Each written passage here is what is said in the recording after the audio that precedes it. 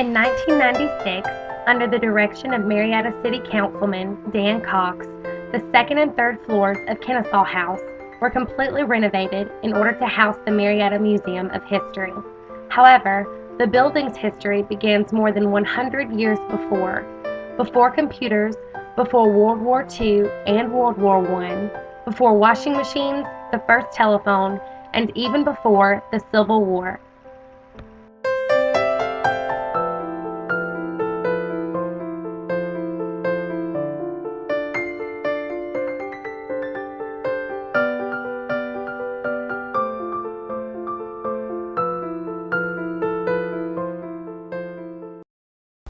I'm Jan Galt-Russell, Director of the Marietta Museum of History, and I want to tell you a little bit about the history of our building. This is the Kennesaw House.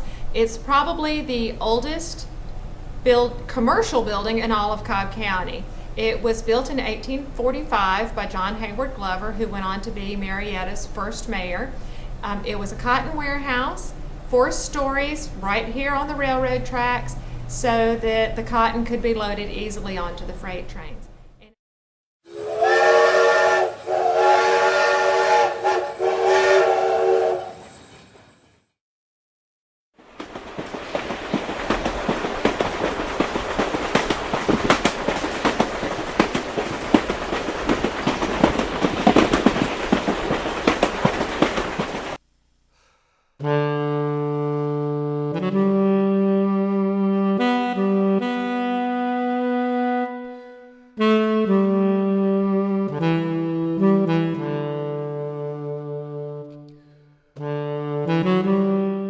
The name of the building was changed to the Kennesaw House.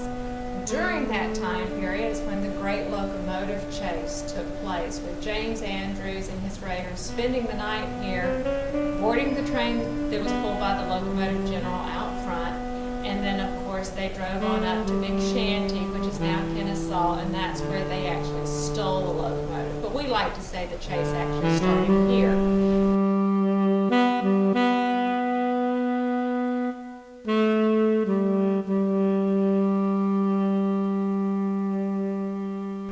During the Civil War, before becoming General Sherman's headquarters, the first 3 floors of the Kennesaw House was a hospital for both Confederate and Union soldiers.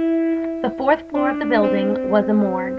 The morgue was located on the top floor in an attempt to keep the smell out of the building as much as possible.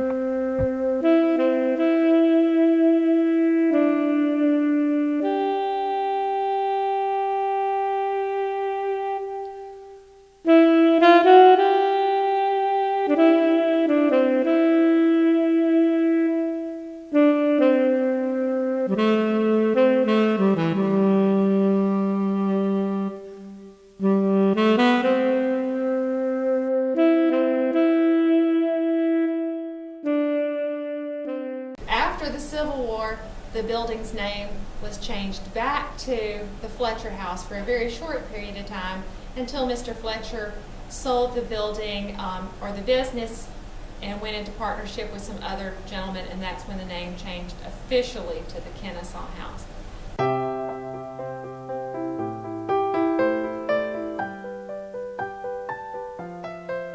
The Kennesaw House served as a hotel from that time up until the mid to late 1970s, when the building was completely gutted and renovated, steel supports put in.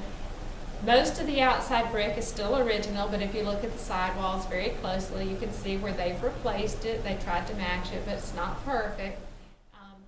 One interesting personal side note on this building, at least I find it interesting, when this building was the Brickworks restaurant and they had the big room, banquet room downstairs, the upstairs they had an area, which is now our Home Life Gallery, that was the buffet.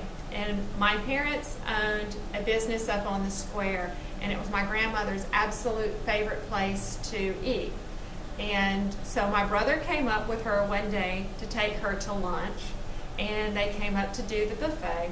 And as they're walking through the buffet line, my grandmother picks up her tray, looks at my brother and says, "You know, this is where your grandfather and I lived when we first got married."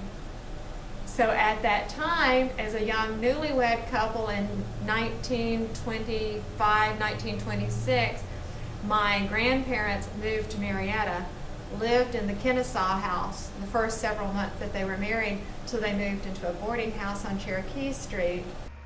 The museum has been the focal point of numerous books and referenced in many as well. The common themes in these books is paranormal activity.